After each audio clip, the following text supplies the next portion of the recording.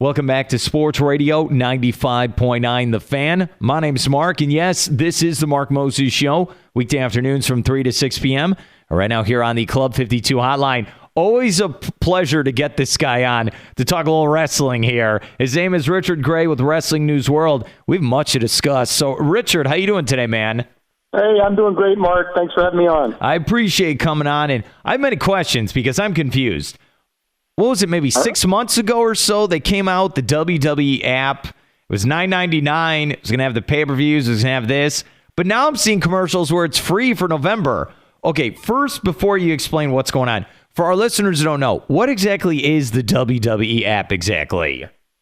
All right, well, it's a WWE network. It's an over-the-top service, which means it's available through smartphones, through the internet. It's basically a streaming service that it's similar to Netflix, but it's different from Netflix in that they actually have a 24/7, 365-day linear stream. It's a live network that you can type in www.network.com, and it's playing live, as well as all the on-demand content. So it's Netflix, but it's also a live network.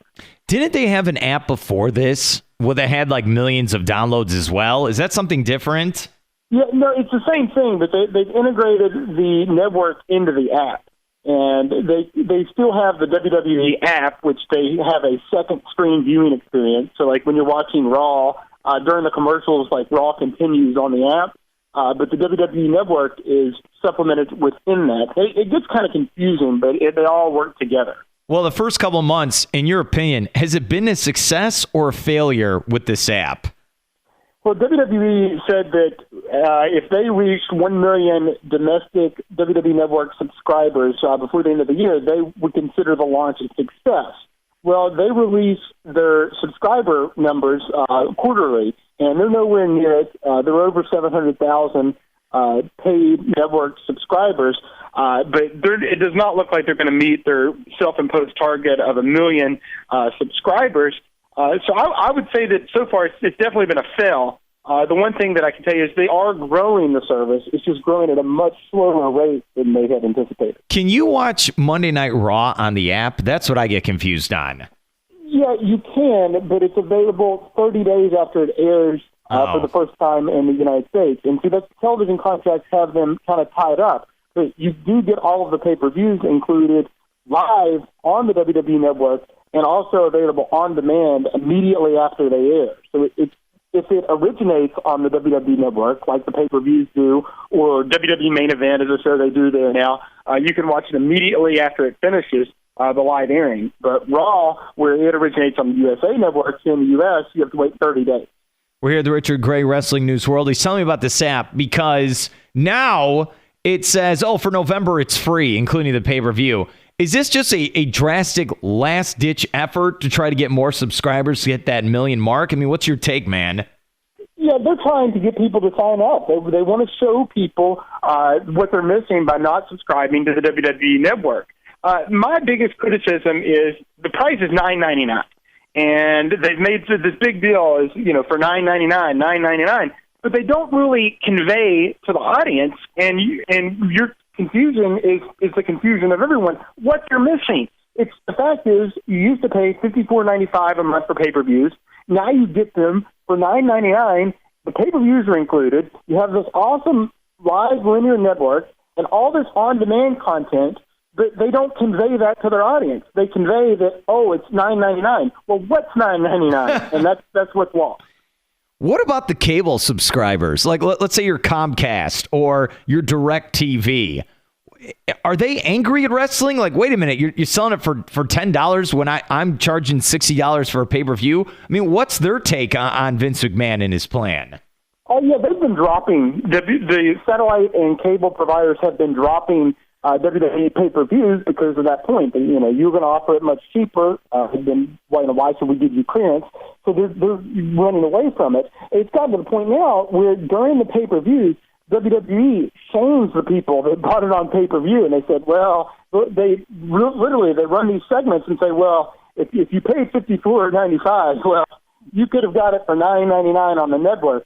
And I think that is about the worst marketing attempt ever, because I mean, if someone's willing to pay $55 for your show, do you really think you should shame them? I don't think that's a good idea. But they're upset about it, and they're backing away from WWE. And I think the pay-per-view model is somewhat outdated. It's no longer a 2014 thing to build free TV to purchase the monthly pay-per-view. So I think this is the right way to go with this network. I just think that it's been poorly marketed, and the message is not being conveyed of how valuable the service is. We're talking with Richard Gray, Wrestling News World on the Club 52 hotline. I appreciate him coming on because we're discussing what's going on with his WWE app. But my next question is, does Raw really need to be 3 hours? Do I really need another 45 minutes of filler of download the app and here's what's going on at Total Divas? I really just don't care. Just make it 2 hours like it used to be. I mean, what's your take, Richard? Yeah, it's too long. And it's a true case of pigs get fat and hogs get slaughtered. And WWE, they've gotten greedy. They get this extra hour from the USA Network, so they're paid a little extra money. So obviously they're happy with the extra money they get from it, but it's watered down the product, and it's burned out everybody. It's burned out from the wrestlers to the writers, and it's evident in pretty much any episode of Raw that you watch now. You said, well, there was about 2 hours of really good stuff, and then it just keeps going and going and going. And with the WWE Network, they do pre-shows and post-shows. So, I mean, we're talking about adding another 30 minutes before and after. And you talk about the weekly commitment you're expecting out of your fans. I know most of us are sports fans that are listening here. We follow our teams during the season, but, we always get a break. And even during baseball season, it's an off season. So it's a huge commitment that WWE is expecting for their audience to sit through 3 hours of Raw, 2 hours of SmackDown, and then, by the way, buy the pay-per-view and the network. I just like Raw. I've been a wrestling fan since I'm a little kid. Going to Raw Live is the best. I've been to SmackDown. I think it's extremely boring, and I think they're just hyping Raw. I just need 2 hours and then put on old Walker, Texas Ranger episodes before it. Can we just go back to that, Richard? Oh, no, it works, so why break it? So what about the current roster? Because here's the thing. I see the, what are they called? It's not the Authority, it's the Shield. Those are the guys I'm trying to think of. Those three guys, are they the future of wrestling? Is this where we're going? Where those three, Rollins and Reign, are those guys, are they really the future of WWE wrestling? I think so. Roman Reigns right now, he's out with injury. He had an incarcerated hernia, which wrote him out right before Night of Champions, and they're hoping to have him back by the end of December or beginning of next year. But I do think that those guys are poised to take the reins, no pun intended. But the big problem that WWE is suffering from right now is they have a bunch of injuries at the top. I mean, Chris Daniel Bryan's out, the aforementioned Roman Reigns is out, and then you have Brock Lesnar, who's on this part-time contract, and he's holding their title. And they don't want to overexpose Lesnar, and he doesn't have enough dates on his contract, and so they don't want to pay out the wazoo to add more dates for that. So they're holding him off of the shows and off of pay-per-views, so we don't have a WWE champion. So that's watered down and hurts the overall enjoyment of the product. What's Brock Lesnar doing? What is he so busy? Not making the NFL? I mean, what has he been doing with his time if he's only on a part-time basis here? Well, Brock Lesnar, he turned away millions of dollars to go and try out for the NFL. He hated life on the road. He hated living out of an airport. Didn't like the WWE travel schedule. I mean, he was one of the most promising WWE workers. I could put him, I think he was above John Cena in becoming this face of the company. I mean, he was going to be the guy, but he just burned out hard. And after his success at UFC, Vince McMahon was determined, this is my guy. All of those millions of pay-per-view buys he generated for UFC and Dana White, those are mine. And he was going to do whatever it took to get him back on his TV. But what happened is, they paid him all this money just for limited dates because Brock is not going to work live events. The roster right now, as we speak, is over in England right now working. He's not going to go to England. And so, as a result, he wins here because he's getting millions of dollars to work very little. I hope you and me can get that contract one day where we don't have to do anything. That'd be awesome, right? It's almost like a Derrick Rose contract. You get a bunch of money. You don't play. You don't wrestle that much. You get plenty of money. Perfect deal. It sounds like this is a disgruntled Bulls fan talking right here. Is this true? Are you angry with Derrick Rose? Yes, I will admit, last night's game is on in the background, and I'm a little frustrated over that. So. Oh, yeah, you're absolutely right. What about TNA real quick? We've had some of the wrestlers on my show before. I know they're a Spike TV, but are they trying to get a new TV contract? What's going on there? The deal with Spike TV is coming up. In fact, the original deal expired, and then TNA re-upped them through the end of the year. And right now, they are going to be running out of a domestic TV deal. So they've been in negotiations with Spike TV and other networks, rumored suitors of WGN America, Velocity HD. Those are just rumored suitors. So they're trying to figure it out. It's still a moderately well-rated show. There's just not a lot of interest. And I think that fact was very clear when WWE, their television contracts were up over the summer, and they negotiated the deal at the beginning of 2014, and they didn't have a lot of interest. And they do 3 times the amount of viewers that TNA does, at the very least. So there's not a lot of interest in live pro wrestling content, and so they don't have a lot of interest, and they're trying to figure it out with Spike TV or wherever. There's a lot of optimism from the TNA side that they will get a new TV deal, but also obviously a lot of pessimism from a lot of wrestling fans because, here it is. It's November, and no deal has been announced as of right now. We're here at the Richard Gray Wrestling News World. Let's end with this. Is Total Divas on E, is that a success? Because I'm completely confused. Like, is that a good show that makes the company money?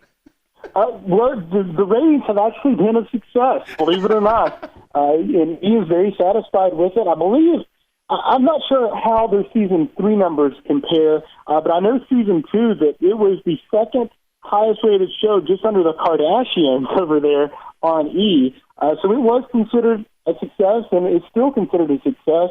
I know they've had a little bit of trouble regaining some of the momentum for season 3. But yeah, believe it or not, it has been successful. And WWE, they're trying to expand their demographic, trying to get more females watching. And I'll give you a quick example. My wife hates wrestling. She's not a wrestling fan. It's kind of funny to be made to me, but she watches Total Divas. She's got it on the DVR and watches it, and so that's the kind of audience that they're going for. Why did she marry you again? What happened? What did you sold her on? Chicago Bulls games? What was it exactly? I guess it was my charm that won her over. No, your wife's a very nice lady. What are the Bella twins like in real life? I know you've met them. Have you? What are they like? No, I know a lot of people that know them. I don't know. I've never met them personally. I think that they're two different people. Brie and Nikki, I think, are very different. I think that what you see on Total Divas is somewhat similar. I mean, Total Divas is such a staged reality show, but there's a lot of envy involved in this business, and I don't like it when I hear people talk bad about them because Nikki is dating John Cena and Bree's married to Daniel Bryan. I mean, two of the hottest stars in the industry. So a lot of the stuff that you hear about them is negative, but you have to consider the source, and a lot of people envy them. But I believe they've done a good job in their position with WWE and obviously in their personal life. And I like to see people have success, and so that's what they've done. My favorite part on that show is when John Cena shows up, and he's got that look on his face like, what am I doing here? Why do I have to do this? It's so funny, man. John Cena's the company guy. He goes back for whatever he's needed for. I know we're all frustrated with the lack of character progression from John Cena. I think it gets kind of old to a point, especially to older males. He's got the female audience and the younger kids. But one thing that nobody can doubt John Cena is that he has a tremendous work ethic, and that's something that's very respectable. Great stuff. His name is Richard Gray, Wrestling News World. How can they check you out on Twitter? What's the handle, man? I'm at WNW.com, and that's spelled out WNW.com.